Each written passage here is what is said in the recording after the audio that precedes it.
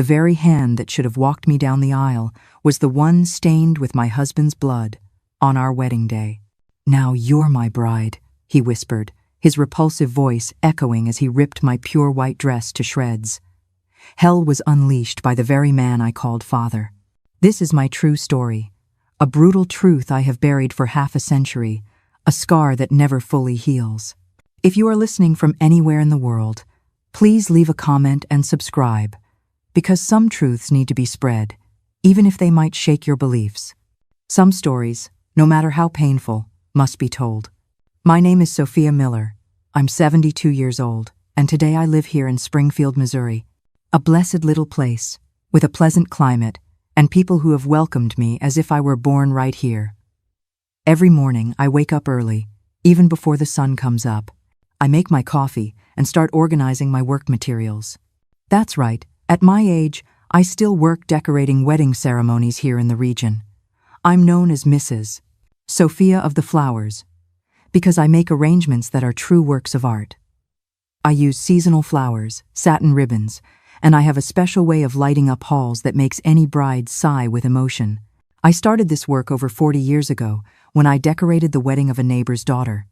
She was in a bind because the hired decorator fell ill at the last minute. I had experience with crafts and flowers, so I offered to help. It was such a great success that soon people started calling me for other events. At first, it was just for friends and family. Then the word spread, and today, even at my advanced age, I still decorate at least 2 weddings a month. Some people find it strange when they see me arriving at the halls, a little white-haired lady carrying fabric samples and arrangement catalogs. But when I finish transforming a common space into something magical, everyone understands why I continue to be so in demand. Every wedding I decorate is like a way of rewriting my own story, of giving other brides the perfect celebration that was stolen from me. While I prepare my flower arrangements, I often find myself thinking about how life takes turns, how a story that began with so much pain can turn into something beautiful. And it's this story that I want to talk to you about today, about how I lost everything in a single day, but found the strength to start over and build a new life. I was born in Jefferson City, Missouri, in a simple but tidy house, in the more remote part of the city. My father, Walter Miller, worked as a carpenter and was known for making the most beautiful furniture in the region. My mother, Elizabeth, was a seamstress and made wedding dresses that were true works of art. I'm sure it was from her that I inherited this eye for detail and this desire to transform moments into something special. We were 3 sisters. Me, the oldest, then came Charlotte, who was 2 years younger, and the baby of the family, Amelia, who was born when I was already 7 years old. I remember our house as if it were today. The wooden floor that my father polished every Sunday, the wood-burning stove that stayed lit all day in the winter, and the large yard where we played when the weather permitted. There was a large oak tree that was our joy in the spring. Life was simple back then. We woke up with the rooster's crow, helped Mom with the household chores, and then went to the local public school, which was about a 20-minute walk away. I loved to study, especially literature. My teacher, Mrs. Baker, said I had a special way with words. Charlotte, on the other hand, liked math more, and Amelia, well, she was too little to have preferences. In the late afternoon, after school, we used to go to Dad's workshop or watch Mom sew. She taught me my first stitches when I was about 9 years old. We started with simple things, a hem, a patch, but soon I was able to help with the embroidery on the wedding dresses, a good little hand for delicate things, my mother would say proudly. On Sundays, we all went to Mass at St. Mary's Cathedral. It was the social event of the week. After the service, families would gather in the town square to chat, and the children would play together. That's how I met my best friends, Emily, the baker's daughter, and Hannah, who lived on a nearby farm. We played ring around the rosy, hide-and-seek, and house. Sometimes, when it rained, we would stay on the porch of one of our houses, making up stories or making rag dolls. But not everything was rosy in our childhood. From a young age, I noticed that my father had a different way with me, not like with my sisters. He was always watching me, wanting to know where I was, who I was talking to. At first, I thought it was just protectiveness because I was the oldest. Daddy's little girl, he would say. But over time, that gaze became heavier, more possessive. I remember one time, I must have been about 10, when the neighbor's son, Caleb, gave me a flower he had picked on the way to school. A childish thing, you know. But when I came home with that simple daisy in my hand, my father turned purple with rage. "Who gave you this? Why did you accept it?" "I don't want you accepting gifts from any boy." He snatched the flower from my hand and crushed it under his foot, in front of everyone. A simple wildflower, a childish gift, becomes the first casualty of a father's dark obsession. It's in these small, violent moments that the deepest fears are born. For Sophia, this was more than a crushed flower. It was a warning, and as you'll soon hear, his control only tightens from here. Perhaps you're wondering, my dears, why such rage over a simple wildflower? Even as a child, I couldn't understand it. But looking back now, I know it wasn't protection. Those were the very first bars of the invisible cage he was building around me. Mom tried to calm the situation. "Walter, for God's sake, she's just a child." But he answered in a voice that gave me chills. "My daughter is not going to walk around accepting favors from just anyone." As I grew up, things got stranger. When I was 12, as I began to change from a little girl to a young lady, my father decided I could no longer play in the street with the other children. "A young lady's place is inside the house, learning to be a good homemaker," he would say. While my sisters still had the freedom to run and play, I was stuck helping Mom with the wedding dresses. Sometimes, when Mom needed to go out to deliver an order, Dad would make up an excuse to supervise my work. He would just stand there, watching me sew for hours. "You're going to make the most beautiful dress when it's your turn," he would say with a strange glint in his eye. "But it has to be a man that I approve of, you hear? No one is good enough for my princess."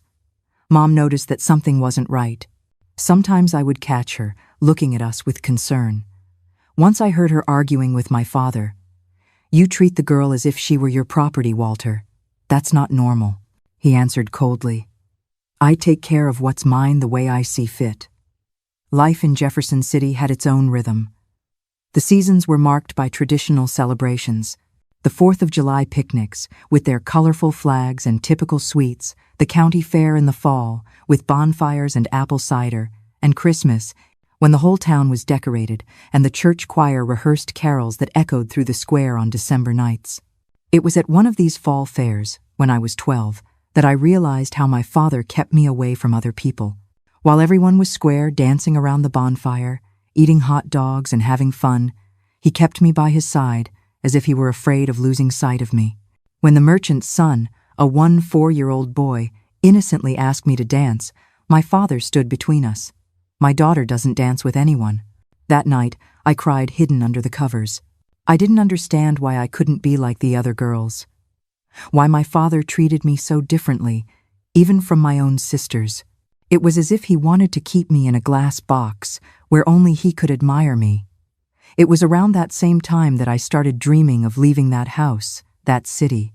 While helping Mom sew the wedding dresses, I imagined myself wearing one of them one day, marrying a good man who would take me far away. To me, those white dresses weren't just fabric and thread, they were promises of freedom. Time went by, and when I turned 16, the situation at home became even more difficult. My father no longer bothered to hide his strange behavior. He forbade me from attending town festivals, from talking to boys, even from going to Mass without him. "The world is full of wolves ready to devour a little lamb like you," he'd say, looking at me in a way that gave me chills. It was then that Mom began to defend me more firmly. "Walter, you're going to make the girl sick this way. She needs to live, to meet people, to have friends." The arguments between them became more and more frequent and intense. Sometimes, Dad would leave, slamming the door, and only return in the early hours, smelling of whiskey. On those nights, Mom would come to sleep in the room with me and my sisters, as if to protect us. Charlotte and Amelia didn't really understand what was happening, but they felt the weight of that suffocating atmosphere. "Why is Dad so hard on you?" Charlotte would ask when we were alone. I couldn't explain. How could I? I didn't understand that behavior myself. However, even with all the restrictions, my father couldn't watch me all the time. He had to work in the carpentry shop, and it was on one of those afternoons, while he was busy with a large order, that I met Michael. I remember it like it was yesterday. I was helping Mom deliver a wedding dress to the pharmacist's daughter's house. The wedding was that weekend, and the young woman wanted to make the final adjustments. When we got there, she was with her cousin who had come from Kansas City for the ceremony. Michael Johnson was 22 years old, studying engineering, and had the kindest eyes I had ever seen. "Are you the lady who made this wonderful dress?" he asked, looking at me. "Not my mother." I turned red as a beet and stammered that I had only helped. Mom smiled proudly. "My Sophia has fairy hands for embroidery. Almost all the beadwork on this dress was done by her." While Mom helped the bride with the dress, Michael struck up a conversation with me. He talked about his studies, about how Kansas City was different from Jefferson City, about his plans to graduate and open an engineering firm. I, who barely talked to anyone outside my family, was enchanted by this young man who spoke of a world I couldn't even imagine existed. "And you, Sophia, what do you like to do?" he asked, with genuine interest. No one had ever asked me that before. I told him about my work with the dresses, about how I liked to create flower arrangements to decorate the house, about the books I read in secret when Dad wasn't looking. When we said goodbye, he said something that stuck in my memory. "You deserve so much more than this small town can offer." And then, in a bold gesture that left me breathless, he asked for my address to write me letters. Mom saw everything and, to my surprise, didn't scold me. On the way back home, she just said, "That young man seems like a good person, Sophia, but your father." She didn't need to finish the sentence. We both knew that my father would never approve of any young man who approached me. The letters started arriving 2 weeks later. Michael sent them to the house of Emily, my childhood friend, who would give them to me when we met at the farmer's market or at church. They were beautiful letters, full of poetry and dreams. He told me about college, about the books he read, about how he thought of me every day since we met. In one of them, he wrote, "I know we barely know each other, Sophia, but I feel you are the person I've always been looking for. Someone with whom I can share not just life, but also dreams. Someone who understands the value of delicate and beautiful things." For 6 months, we maintained this secret correspondence. I kept the letters inside the lining of an old dress in the back of my closet. At night, when everyone was asleep, I would reread every word by candlelight, dreaming of a different life, far from my father's suffocating control. In some of my replies, I told Michael about my father's strange behavior, about how he treated me differently from my sisters, about how he became enraged when any boy looked at me, about how I felt suffocated in that house. "Sometimes I'm afraid of him," I confessed in one of the letters. "There's a look in his eyes that is not normal for a father to have for a daughter." Michael would reply with words of comfort and promises. "One day I'll get you out of there, Sophia. We'll build a life together, far from all this." On a Sunday in March, when I was already 17, Michael showed up unexpectedly at Mass. My heart almost jumped out of my chest when I saw him sitting in the back pews of the church. Dad was by my side, as always, his arm possessively around my shoulders. Throughout the service, I avoided looking back, but I could feel Michael's presence like a beacon of hope. At the end of Mass, as people began to greet each other, Michael approached our family. He introduced himself politely as the bride's cousin, for whom Mom had made the dress months ago. He said he was passing through town and wanted to personally thank her for the wonderful work.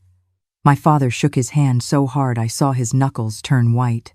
"A pleasure," he said in an icy voice that didn't match his words.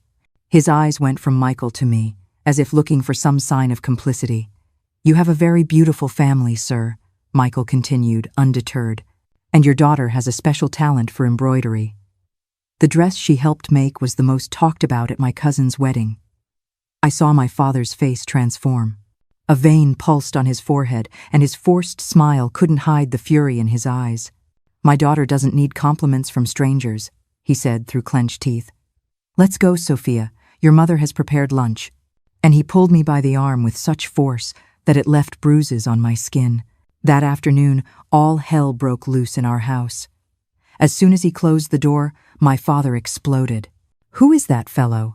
How does he know so much about you? Are you two meeting in secret?" The questions came out like bullets from a gun, one after the other, without giving me time to answer. "He's just the bride's cousin, Dad," I tried to explain, my voice trembling. I only saw him once when I went with Mom to deliver the dress. Liar, he shouted, slamming his fist on the table so hard the plates jumped. I saw how he looked at you and how you avoided looking at him.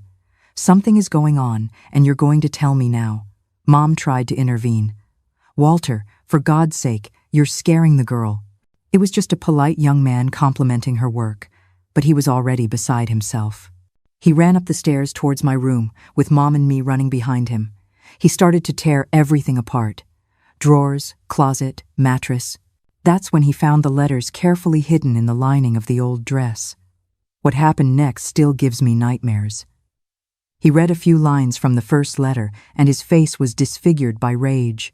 He tore all the letters into small pieces, throwing them in the air like a shower of paper. With each torn piece of paper, a piece of Sophia's dream of freedom was destroyed. This wasn't just about anger. It was about erasing any hope of escape.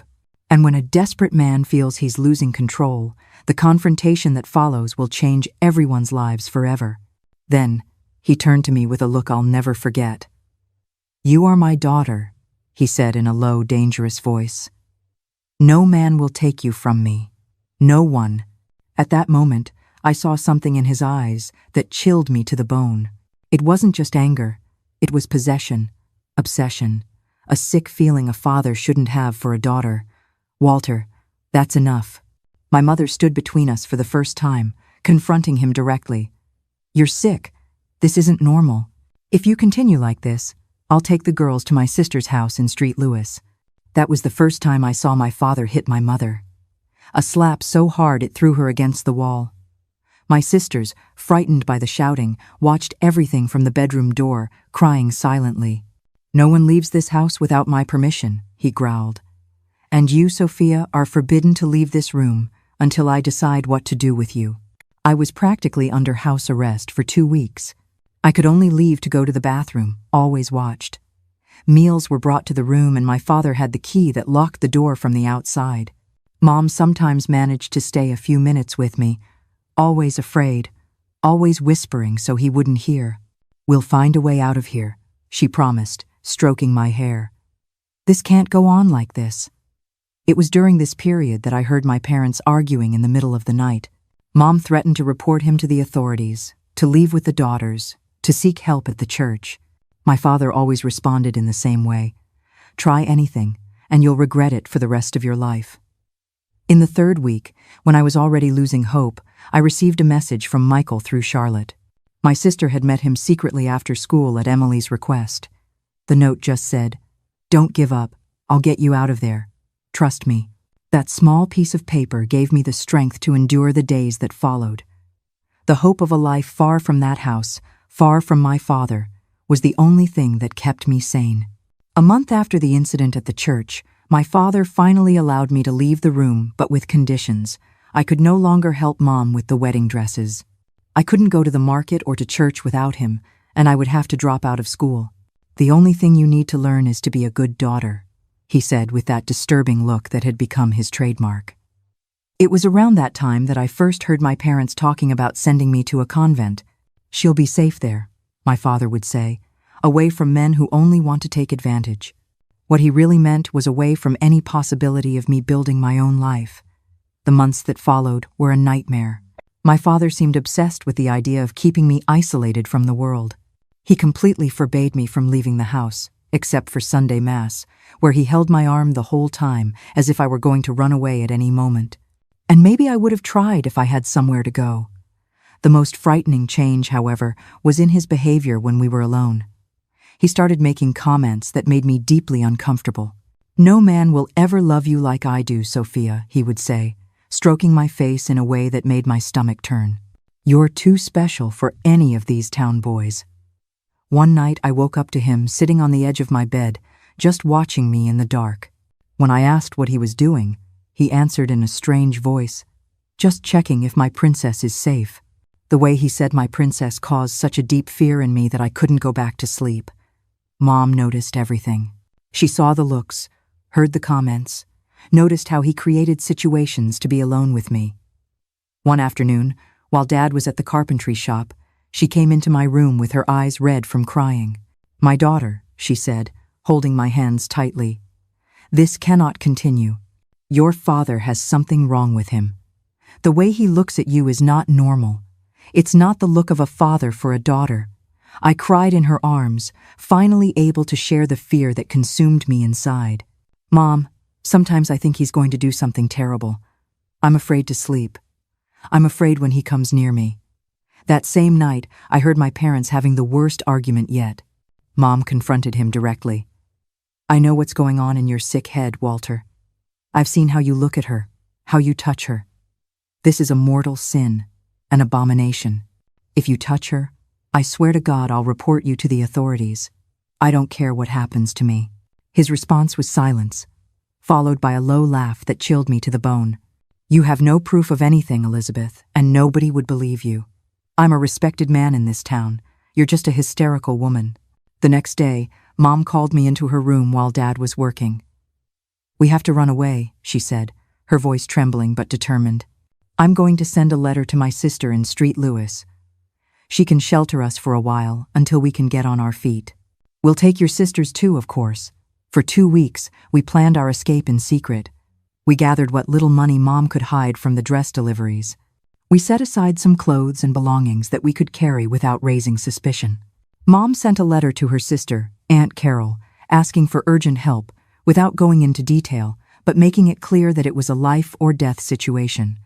The reply came a week later. Come, the house is open for you. That was all we needed to know. We set our escape for a Monday, the day Dad always went to the neighboring town to get materials for the carpentry shop. It would be our only chance to leave without him noticing immediately. We planned to take the 10 o'clock Greyhound bus to St. Louis, which passed about a mile from our house. But on the eve of our escape, something unexpected happened. Michael appeared at our door, accompanied by an older man who introduced himself as Mr. Davies, a lawyer from Kansas City. Dad wasn't home. He had gone to the evening mass, one of the rare times he went out without taking me along. Mrs. Miller, said the lawyer with a formality that impressed me. I am here at the request of young Michael, who has reported a concerning situation involving your daughter, Sophia. He showed me some letters where your daughter describes her father's inappropriate behavior. Mom turned pale. Michael quickly explained. I kept copies of the letters Sophia sent me, describing her father's behavior. I showed them to Mr. Davies, who is a friend of my family. He believes we have grounds for legal intervention. Legal intervention? Mom repeated in disbelief. You mean my husband? Exactly, confirmed the lawyer. Based on Miss Sophia's reports, we can request a protective order. The behavior described constitutes psychological abuse, false imprisonment, and there are indications of other intentions that I prefer not to name in the presence of the young ladies. Charlotte and Amelia watched everything from the kitchen doorway, their eyes wide at these strangers and the tense conversation. Mom began to cry, a silent weeping of relief mixed with fear. We were planning to run away tomorrow, she confessed, to my sister's house in St. Louis. That could complicate the situation, warned the lawyer. If you leave like this, your husband could accuse you of kidnapping your own daughters. We need to do this legally. It was then that Michael knelt before me, taking my hands in his. Sophia, I know this might seem sudden, but I have a proposal that could solve everything. Marry me. As my wife, you would legally be under my protection, no longer under your father's guardianship. The world seemed to stop in that instant. A marriage proposal right there in the middle of our living room with Mom, my sisters, and a lawyer as witnesses. It was everything I had dreamed of since I met Michael, but under the most unexpected circumstances. But I'm only 17, I stammered, stunned. I need my father's permission to marry. That's when Mr. Davies intervened. There is an exception. With your mother's permission and evidence that the paternal environment is harmful, we can obtain a special court order. It won't be easy, and your father will certainly fight it, but it's possible. Mom approached, holding my face in her hands. Daughter, it's your decision. Do you love this young man? Do you trust him? I looked at Michael, at his sincere eyes that gazed at me with a mixture of love and concern. I thought of all the letters we exchanged, the promises of a better life, far from that suffocating house. Yes, Mom, I love and trust him. The following weeks were a whirlwind. Mr. Davies filed for a special authorization for the marriage, citing the psychological abuse I suffered. Mom testified, describing my father's obsessive behavior and the constant fear we lived in. As expected, Dad reacted with fury when he received the court summons. He stormed into the house, screaming, threatening everyone. "Who do you think you are to do this to me? No one is going to take my daughter from me. No one." That night, the violence that had always been latent exploded. He brutally assaulted Mom, breaking her arm and leaving her face unrecognizable from the beating. My sisters and I locked ourselves in the room, terrified, listening to the screams and the sound of the blows. Charlotte, showing a courage I didn't know she had, jumped out the window and ran to the nearest police station. When the police arrived, they found Mom lying on the kitchen floor, semi-conscious, while my father was trying to break down our bedroom door with an axe from his workshop. The mask of the respected town carpenter had finally fallen, revealing the true face of his rage. His arrest feels like a victory, a breath of air for a family that has been suffocating for years.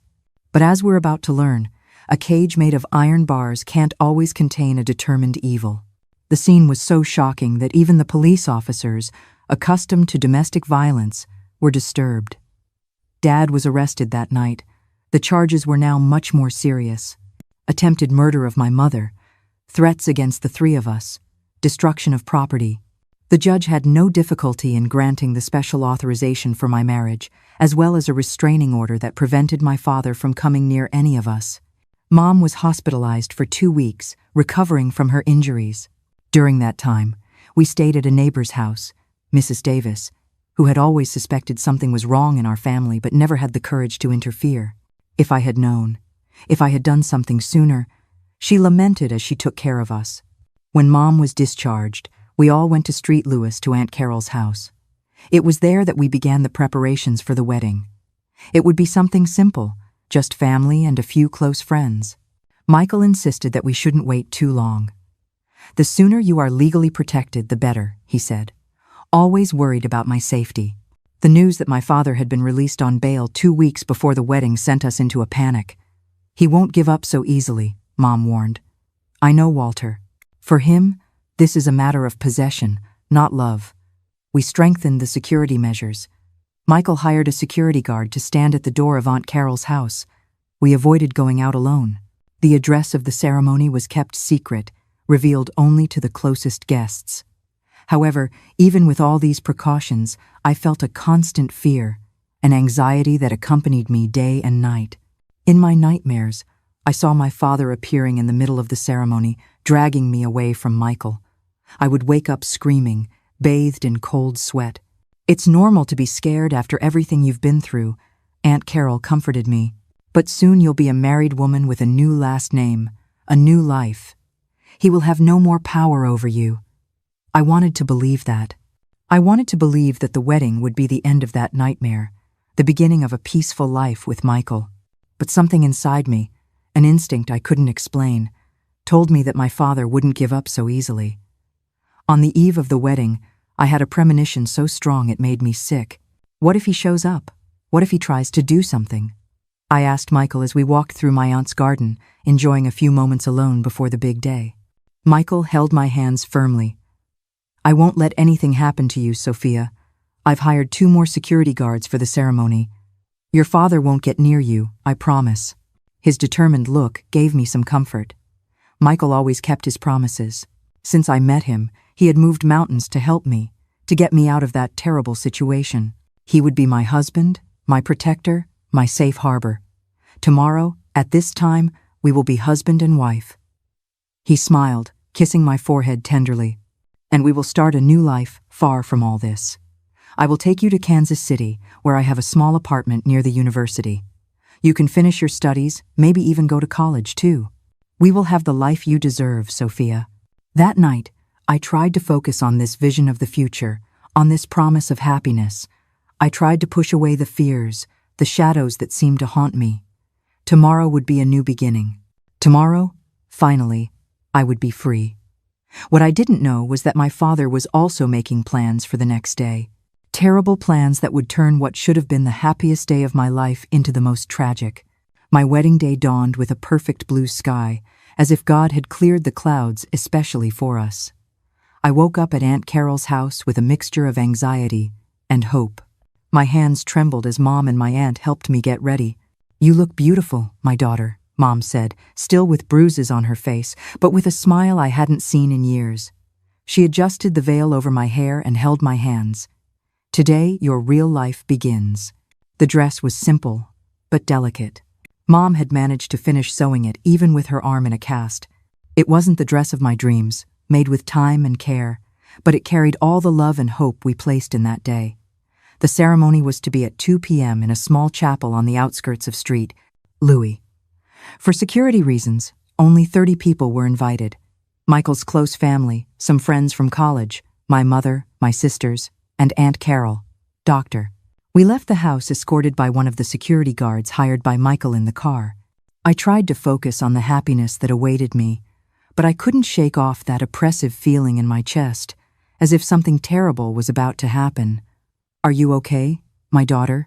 Mom asked, noticing my restlessness. "I'm scared, Mom," I confessed. "Scared that he'll show up, that he'll ruin everything." She squeezed my hand tightly. "The guards are watching. The police have been notified. He won't get near you. Today is your day, Sophia. Don't let the fear of him continue to control your life." When we arrived at the chapel, I was relieved to see that everything seemed calm. The security guard checked the perimeter and gave the all clear. Inside, Michael was waiting for me at the altar, elegant in his navy blue suit, his face lit up by a smile as I walked in. The ceremony was simple and emotional. When the priest asked if anyone objected to the union, I felt my heart stop for a second, fearing I would hear my father's voice. But the silence that followed was the sweetest sound I had ever heard. "I now pronounce you husband and wife," the priest announced. And finally, I could breathe. It was done. Legally, I no longer belonged to my father. I was Michael Johnson's wife, a married woman, free from that nightmare. The small reception was to be held in a hall adjacent to the chapel. Nothing grand. A simple buffet, a few tables decorated with white flowers, a small dance floor. Mom had insisted that we have at least this celebration. "After everything we've been through, we deserve a little joy," she said. It was during the reception, when I was finally starting to relax, that everything fell apart. Michael was talking with his parents near the drink table when a man approached him. From where I was, I couldn't see who it was. I just noticed that Michael seemed surprised, but not alarmed. "Must be a late guest," commented Charlotte, who was by my side. The man said something to Michael, who nodded and followed him out of the hall. "Oh, my Michael, I know what you must be thinking. Why did he go? Why would he trust him? Because Michael was a good man, my dears. He always wanted to believe in the best in people, to believe in the chance for repentance. It was that very goodness, that nobility, that was used against him in the most cruel way. I remember thinking it was strange, but I didn't suspect anything serious. Maybe it was just someone from the chapel wanting to talk about some bureaucratic detail. 10 minutes passed, then 15. I started to get restless. "Where is Michael?" I asked his mother, Mrs. Johnson. "I thought he was with you," she replied, frowning. "I haven't seen him for a while." That's when the panic started to set in. I asked one of Michael's cousins to go look for him. He came back 5 minutes later, pale as a ghost. I think you need to come with me," he said, his voice trembling. I followed him out of the hall, to a small garden behind the chapel. What I saw there will be etched in my memory forever. Michael was lying on the grass, a pool of blood spreading beneath his body. Standing next to him, with a bloody knife in his hand, was my father. A scream escaped my throat, a primitive, animalistic sound that didn't even seem human. I ran to Michael, falling to my knees beside him. His eyes were open, fixed on the sky, lifeless. The knife had pierced his heart. In the very moment Sophia believed she had finally escaped, her father dragged her back into the nightmare. The man who promised her a future was stolen away by the man obsessed with her past. And in the silence that followed this single, brutal act, a new and even more personal horror was about to begin. "He wasn't good enough for you," my father said with a frightening calm. "No one. Island only I know what's best for my princess. Hearing those words, I know the revulsion you must feel. In that moment, any last illusion I had of a father shattered completely. I realized what was in his eyes wasn't love, but a sick, twisted form of possession. I wasn't his princess. I was an object he would destroy anything and anyone to keep for himself. I looked up at him, unable to process the horror of what was happening. How had he gotten in? Where were the security guards? Why had Michael gone out alone with him? What did you do? I managed to stammer, my fingers trying in vain to stop the blood that was no longer pulsing from Michael's chest. What did you do? What needed to be done? He replied, taking a step towards me. Now we're going home, Sophia. This circus is over. Michael's cousin, who had brought me there, ran off to get help. I was left alone with my father and my husband's body, paralyzed by terror. I'm not going anywhere with you, I managed to say. My voice choked with tears and rage. You're a monster. A monster? Something changed in his eyes.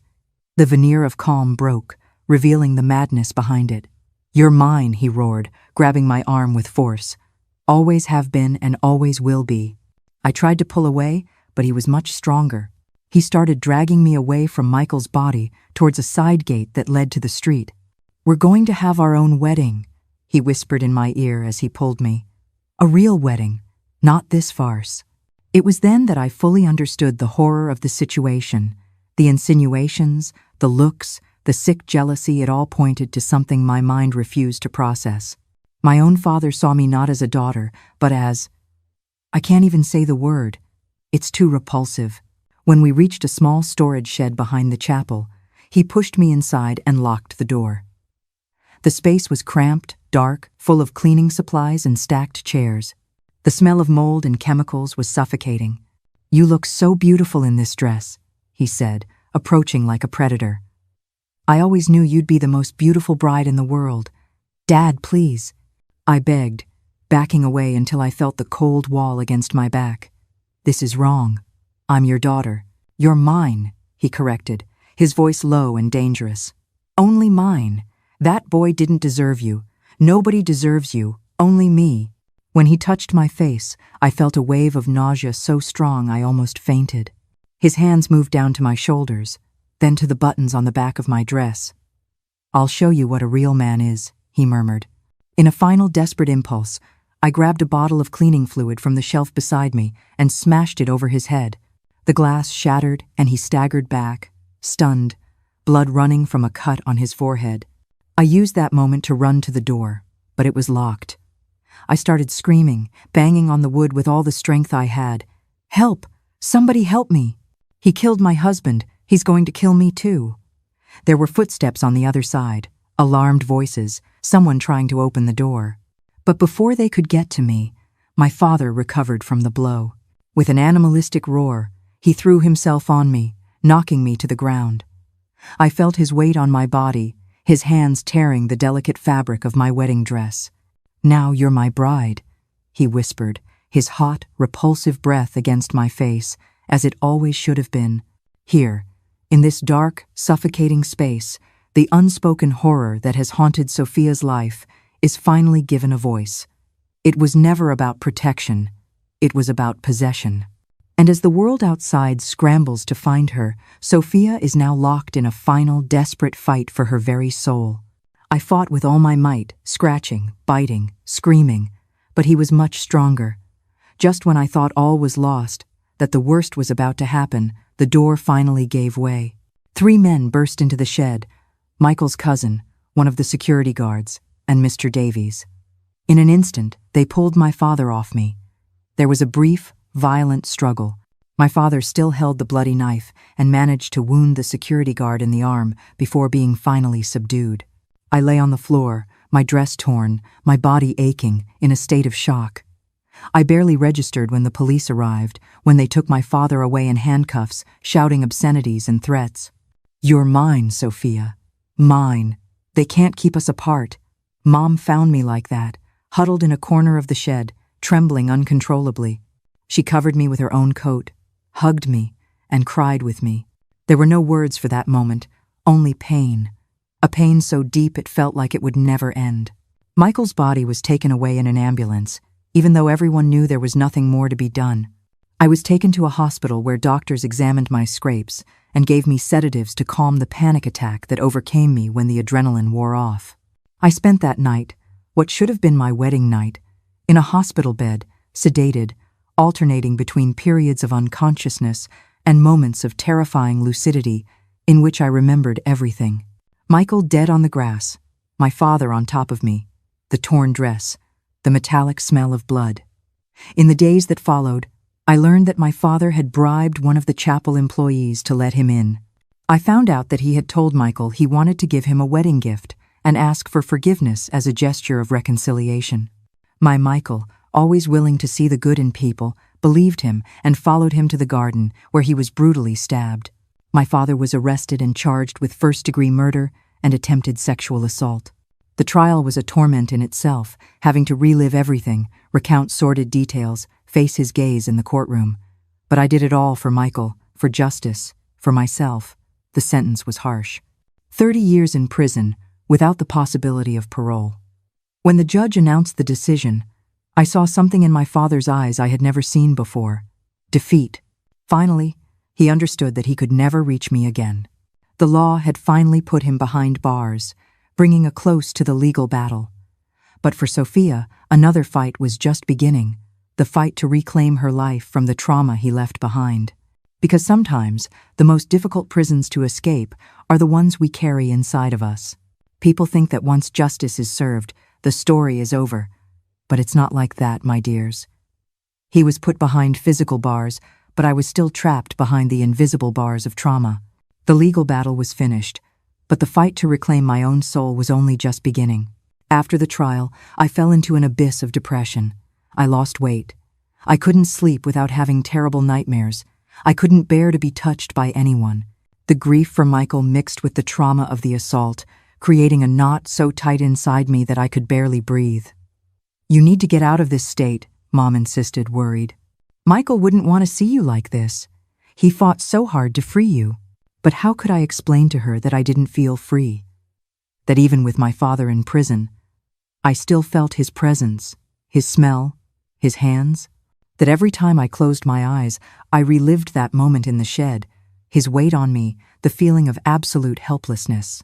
A month after Michael's funeral, when I could still barely get out of bed, Mom entered the room with a renewed determination. "Enough, Sophia. I won't let him destroy you even from prison. Pack your things, we're moving." "Where to?" I asked, without energy, without hope. "To Colombia. My cousin Frank has a small house there that's empty. We can start over there, far from all these memories." The idea of going so far away, to a place where no one knew our story, where I wouldn't be the murderer's daughter or the widowed bride, ignited a small spark within me. Maybe, just maybe, there could be a new beginning. The move to Colombia happened on a cloudy day in July 1971. We left Street. Louis with few bags and many invisible scars. Mom, my sisters, and I boarded a Greyhound bus bound for Colombia, leaving behind not just a city, but a whole life of pain. Cousin Frank's house was in a simple neighborhood. It was small, but airy, with a little backyard where Mom soon planted some flowers.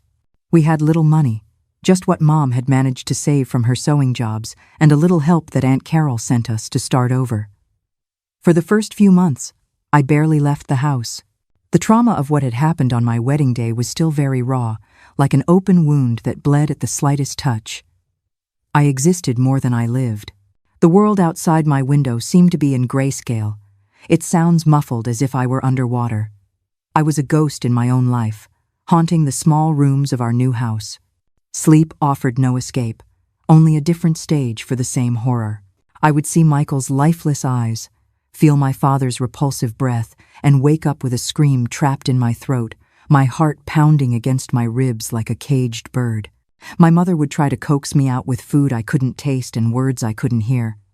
I loved her for trying, but I was adrift on a sea of grief so vast I couldn't see the shore. I had nightmares almost every night. I would wake up screaming, calling for Michael or begging my father to stop. Mom slept in the same room with me, always ready to calm me down when it happened. "It will pass, my daughter," she would say, stroking my hair as I cried. "With time, It will hurt less. But I didn't believe her. How could it stop hurting? How could I move on after everything that had happened? It was Charlotte who brought me the first ray of light. My sister, always practical, got a job at a fabric store in downtown Columbia, and 3 months after our arrival, she came home with a proposal. The store is going to start offering sewing and embroidery services, she explained, sitting beside me on the bed where I spent most of my days. I told Mrs. Gable that my sister is the best embroiderer I've ever known. She wants to meet you. I shook my head, rejecting the idea. I'm not ready, Char. I can't. Sophia, she interrupted, holding my hands firmly. You can't let him win. Every day you spend in this bed is another victory for him. Her words hit me like a slap. She was right. Even in prison, my father still controlled my life through fear, through trauma. I was letting myself be imprisoned again, this time in the invisible bars of the horror he had planted in me. The next day, with my legs trembling and my heart racing, I accompanied Charlotte to the fabric store. Mrs. Gable was a woman in her 50s, with a warm smile and sharp eyes. She looked me up and down and then asked me to show her what I could do. With trembling hands, I took the needle and embroidery hoop she offered me. At first, I thought I wouldn't be able to do it. My fingers didn't seem to obey me. But then, as the embroidery took shape, something strange happened.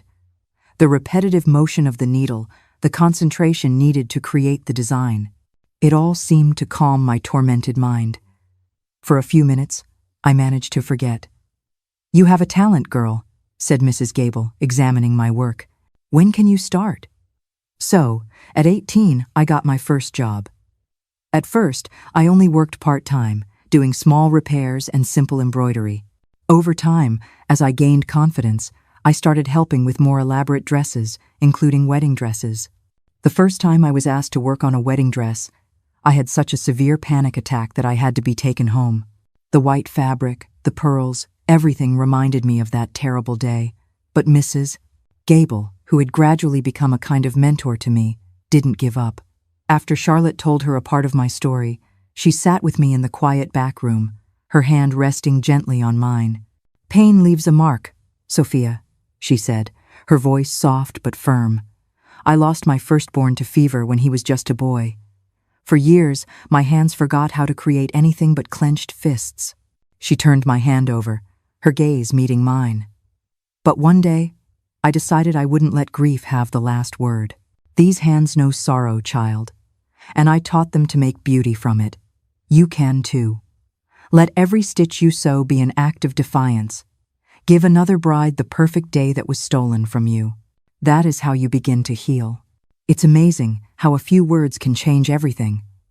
This wasn't just a job offer, it was a path forward, a way for Sophia to transform the very symbols of her trauma into a source of hope and purpose. This single decision would go on to redefine the rest of her story. Slowly, with a lot of patience and a few setbacks, I managed to overcome the initial panic. I began to see the dresses not as reminders of my trauma, but as symbols of hope, a chance to create happiness for other women, even though my own had been destroyed. It was at Mrs. Gable's store, almost a year after our arrival in Columbia, that I met James. He had come to order a suit for his brother's wedding. He was a quiet man, of few words, with calloused hands from hard work and kind eyes that seemed to smile even when his lips were serious. "You're very skilled, miss," he commented, watching me take his measurements. "I've never seen anyone handle a measuring tape with such precision."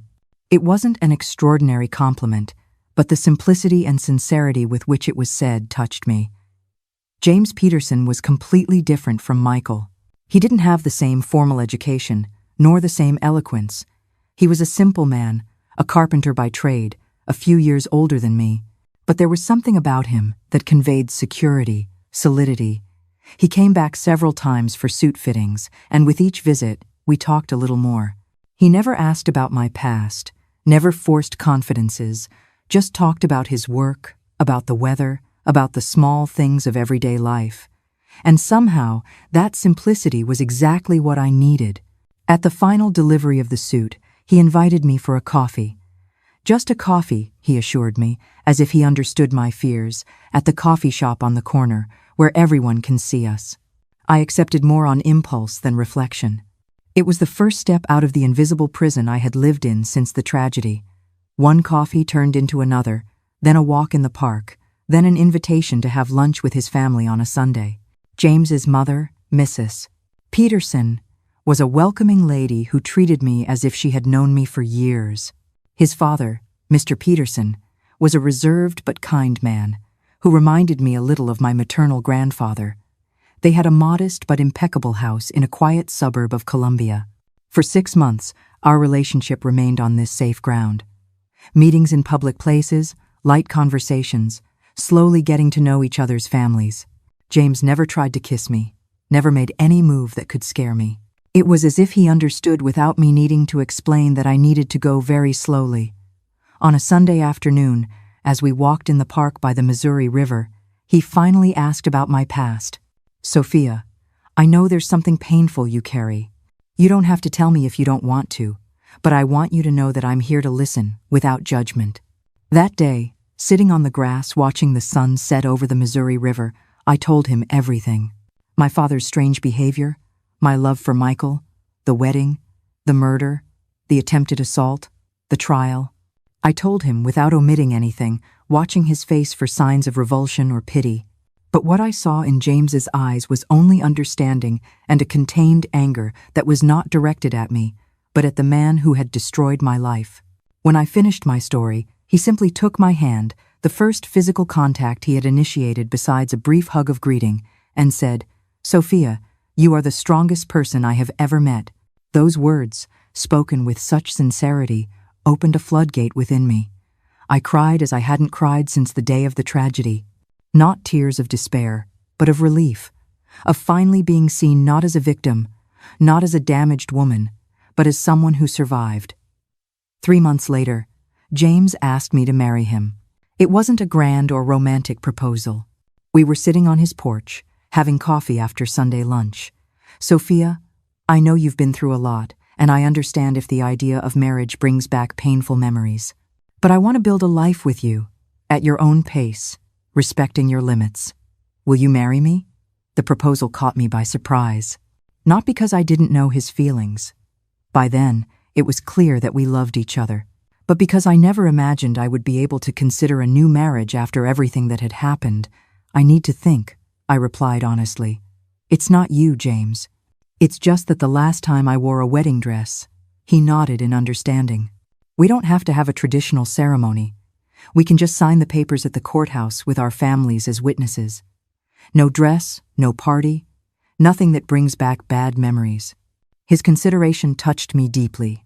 I talked to Mom about the proposal that same night. She smiled, taking my hands. "Daughter, James is a good man. Different from Michael, yes, but just as good. And you deserve this second chance." "But what if it happens again?" I asked, giving voice to my biggest fear. "What if my father somehow gets out of prison? What if he comes after me again?" "Your father will be in prison for decades," Mom assured me. "And even if he tries something, we are no longer alone and helpless as before. We have friends here, people who care about us. James, his family. We can't live in fear forever, Sophia." A week later, I gave James my answer. "Yes, I want to marry you, but I really prefer something simple, without a ceremony." As promised, our wedding was just a formality at the Columbia Courthouse in March 1973. I was 20, James was 27. Our families were present. My mother, my sisters, his parents, and a few close friends.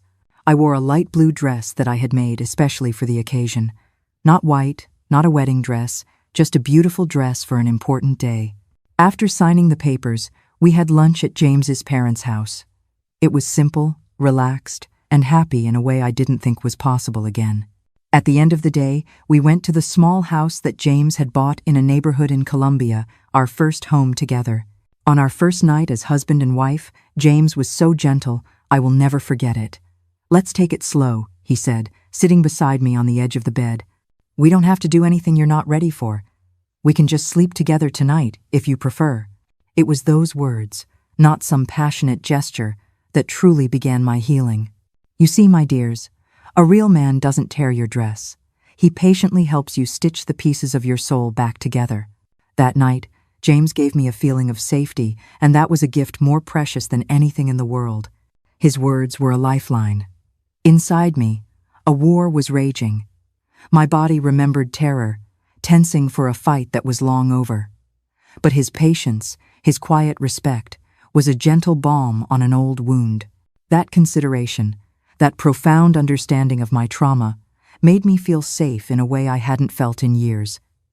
He wasn't trying to take something from me. He was offering a sanctuary. And in that sanctuary, that night, for the first time, I was able to give myself to a man without fear, without flashbacks, without the ghost of my father hovering over me. Our first year of marriage was one of adaptation and healing. I continued working at Mrs. Gable's store, while James prospered as a carpenter specializing in custom furniture. Slowly, we built a quiet routine, a simple but happy life. In 1974, I received the news that Mom and my sisters were moving to Joplin, Missouri. Charlotte had met a young man from there and had decided to get married. Mom and Amelia would go with her. The news saddened me. Although I already had my own family with James, the idea of being farther away from them caused me apprehension. "You're safe now, daughter," Mom assured me before she left. "You have a good husband, a stable life. You don't need me to protect you anymore." She was right, of course. I was safe with James. But still, when the bus left, taking my mother and my sisters, I felt as if an important chapter of my life was closing. A few months later, I discovered I was pregnant. The news brought a mixture of joy and fear. Joy at creating a family with James. Fear of not being able to be a good mother after everything I had been through. "We'll do this together," James promised, kissing my forehead when I told him the news. One day at a time. In January 1975, our first son, Daniel, was born. Holding that baby in my arms was one of the most transformative experiences of my life. Looking at his innocent little face, I promised myself that I would do everything to protect him so that he would never know the kind of pain I had known. 3 years later, in 1978, our daughter, Olivia, was born. Our family was complete. Our home was full of life and love. James was the father I had always wished for. Loving, protective without being possessive, present without being controlling. As the children grew, I started to get more involved in decoration work. It all started when a client from the store, knowing my skills with embroidery and arrangements, asked me to help decorate her wedding. Reluctant at first, I ended up accepting the challenge. It was surprising to realize that instead of bringing back painful memories, decorating that ceremony had a therapeutic effect. It was a conscious choice, my dears. I decided that I would not let him steal the flowers and the white dresses from me. By creating beauty for others with my own hands, I was taking back the symbols of my deepest trauma. Every satin ribbon I tied, every white rose I placed, was an act of defiance, a statement that the darkness would not win. It was as if, by creating a beautiful environment for someone else's wedding, I was somehow rewriting my own story, transforming my trauma into something positive. Other orders began to come in. Small weddings, birthday parties, baptisms. In 1980, I decided to leave Mrs. Gable's store to dedicate myself fully to event decoration. James supported me, as always, helping to build wooden structures for my arrangements, shelves to display my work. It was through this work that I met people from various towns in Missouri. One of these connections led me to Springfield, where I was invited to decorate the wedding of the mayor's daughter. The city charmed me immediately, small enough to be welcoming, large enough to offer opportunities. "What do you think about moving there?" I asked James after my third trip to Springfield. It was 1,985. Our children were 10 and 7 years old. It would be a new beginning, a place to expand the business, and you could open your own carpentry shop instead of working for others. The idea of starting over in a smaller, quieter city pleased James. "If it's what you want, let's make it happen," he agreed, always my biggest supporter. The move to Springfield marked the beginning of a new phase in our lives. We bought a house with a large yard where James built his carpentry workshop and I set up my decoration studio. The children adapted quickly, making new friends at the local school. Gradually, I built a reputation as an event decorator, especially for weddings. "Mrs. Sophia of the Flowers, as they called me, became a well-known name in the region. There was something deeply healing in transforming common halls into magical spaces where other brides could live the dream that was stolen from me. Meanwhile, far away, my father was serving his sentence in the state penitentiary. I received the news of his death in 1992, a victim of a heart attack in prison. I felt neither sadness nor relief, just a strange sense of closure. The man who had caused me so much harm had no power over me for a long time. "Are you okay?" James asked when I told him the news. "I am," I replied, realizing it was true. "He died for me that day, a long time ago." Life went on. Our children grew up, studied, and built their own lives. Daniel graduated in engineering and moved to Kansas City. Olivia married a local doctor and remained in Springfield, giving us our first grandchildren. James and I grew old together, supporting each other through the ups and downs of life. When we celebrated our 25th wedding anniversary, he surprised me with a party not large or extravagant, but meaningful. It was the first time I wore white since that terrible day in 1971. "You deserved a real celebration," he said as we danced under the lights I had helped install myself, one that would erase the bad memories. And somehow it worked. Surrounded by family and friends, dancing in the arms of the man who had helped me rebuild my life, I felt as if a cycle had been completed. The nightmare was finally over, and I was awake, alive, loved. Today, at 72, I live a quiet and fulfilled life here in Springfield. My James, who is now 79, still works a little in the workshop in the back of the house, but only for pleasure.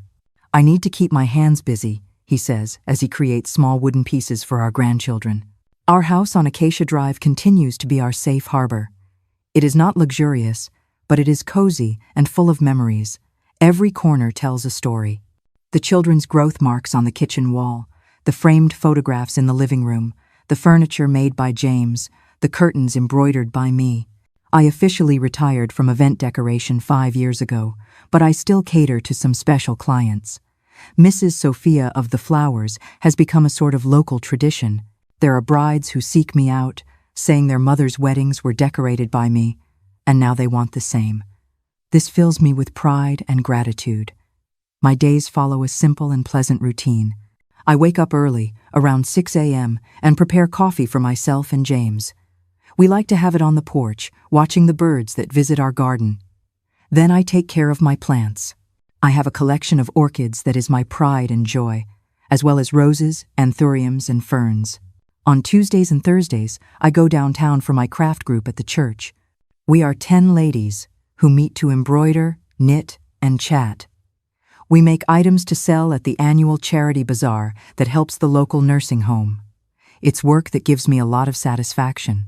On Wednesdays, my daughter Olivia and her 3 children come for lunch. Lily is 7, Theodore is 10, and the oldest, Noah, is already 15. I always cook something special for them. The fried chicken with okra, I learned from my mother, or the spaghetti with homemade tomato sauce that they love so much. Olivia followed a different path from mine. She is a nurse at the local hospital, but she inherited my manual skills and in her spare time helps me with some decorations. It's good to see that, in a way, the legacy continues. My son Daniel no longer lives here. He is in Kansas City with his wife and 2 children. A successful civil engineer, he has built a solid career at a major construction firm. Despite the distance, he visits us at least once a month, bringing the grandchildren to spend the weekend with us. These are precious moments that we look forward to with anticipation. Once a year, usually in July, we travel to Joplin to visit my sister Charlotte. Amelia moved to Chicago many years ago, so we see her less often. Mom, my dear warrior, left us in 2018, at the age of 95. She passed peacefully in her sleep, after a long life and, fortunately, with many more joys than sorrows in her later years. On Sundays, our house fills with life.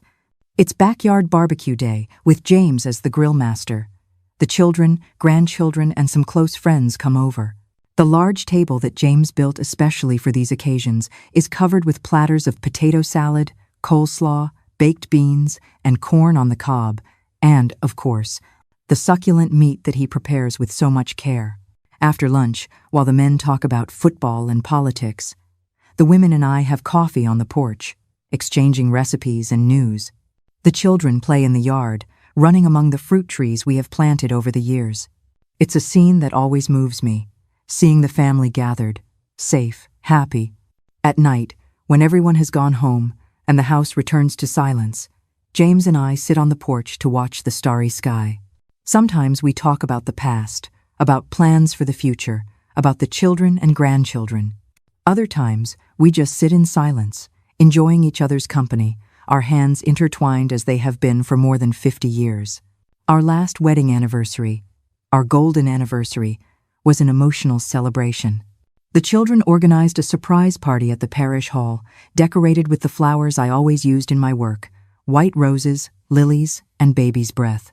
Friends from all over the region came, distant relatives, couples whose ceremonies I decorated over the decades. During the party, James led me to the center of the hall for a dance. To the sound of Unforgettable by Nat King Cole, the same song that played at our 25th anniversary celebration, he whispered in my ear, "You fascinate me more every day, Sophia. Thank you for these 50 years."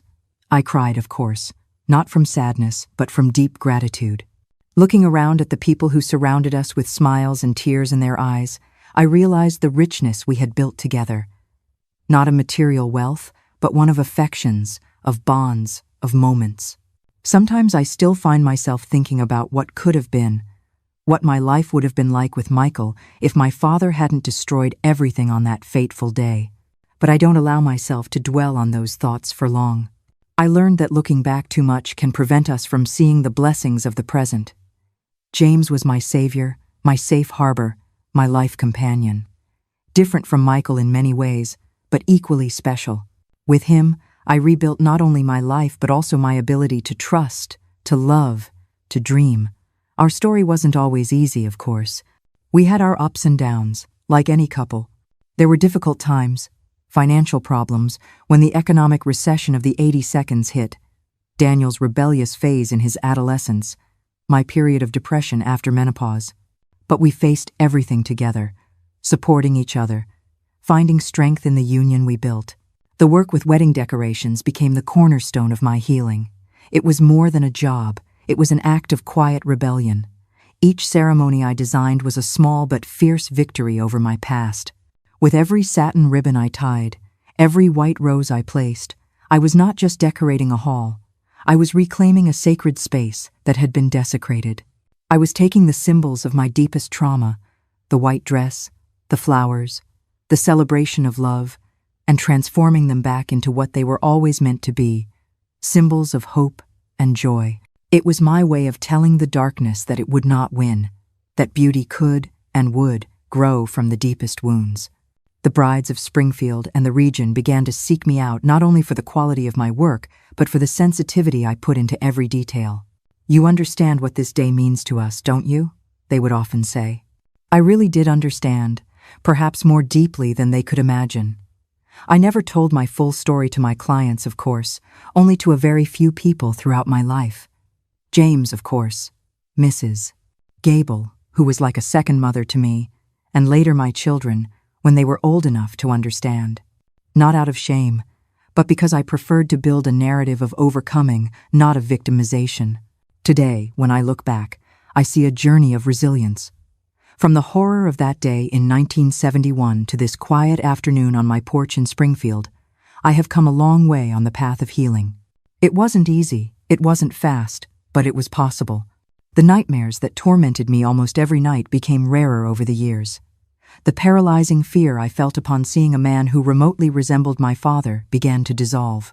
The emotional scars, though they never completely disappear, became less painful. Much of this healing came from love. The patient and respectful love of James, the unconditional love for my children, the love for life that, despite everything, insisted on flourishing within me. But it also came from work, from faith, from the community that welcomed me, from the small daily joys that I learned to value. I learned that life is not defined by our traumas, but by how we respond to them.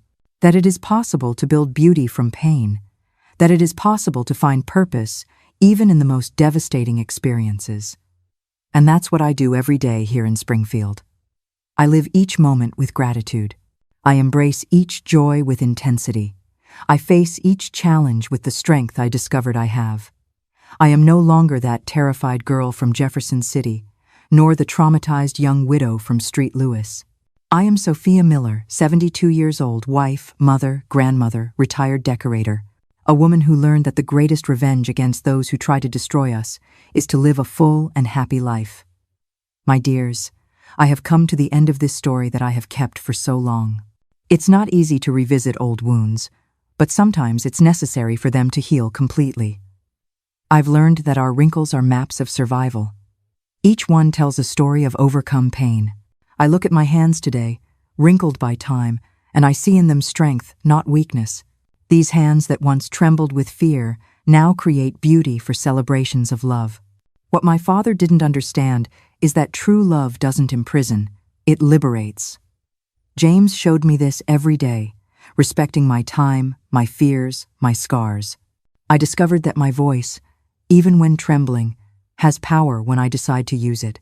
If you are trapped in a cage as I was, remember, the hardest bars to break are the invisible ones, those we build within ourselves. Life has taught me that our stories do not have to end in the sorrowful chapters. Do you know what carried me through? It was finding purpose in the very heart of pain. Every wedding I helped adorn was a chance to heal my own heart's wounds, as if every flower I arranged was a teardrop reincarnated into radiance. At 72, I have scars, but I also have sweet victories, a love that is whole, the crisp laughter of my grandchildren, and a 50-year marriage to a kind man. I have come to realize that simply surviving life's tempests is a form of resistance, and living a vibrant life is the sweetest retort. And now, I have a small request. If this story has touched your heart, please leave a single word: dress. Only the kindred spirits who have listened this far will understand. It will be our own secret code, our way of saying that the stains on the fabric of life can indeed be embroidered into beautiful patterns. Please subscribe to the channel and support the video with a like. It is a great source of encouragement, because even worn and torn dresses can be stitched anew to tell new stories. Thank you for listening. This grandmother is still here, patiently weaving the story of her life, meticulous with every single stitch.